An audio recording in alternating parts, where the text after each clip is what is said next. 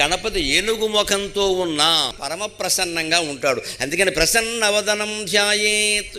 ఏనుగు అనే మనకి భయం కానీ మరొకటి కానీ కలగదు, దగ్గరికి వెళదామని అనిపిస్తుంది హాయిగా. అదేమి మన తొక్కేసి ఏనుగు కాదు, మన ఎవరైనా తొక్కి పడితే వాళ్ళని తొక్కేసి మన్ని పైకి లాగేటువంటి ఏనుగు అది ఖచ్చితంగా.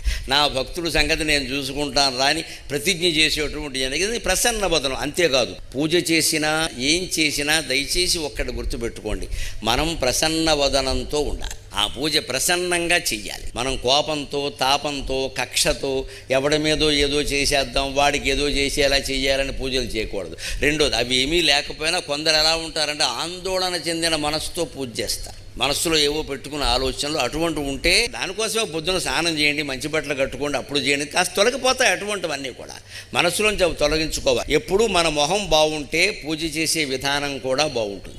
అప్పుడు కోరికలు కూడా తప్పనిసరిగా ఫలిస్తాయి.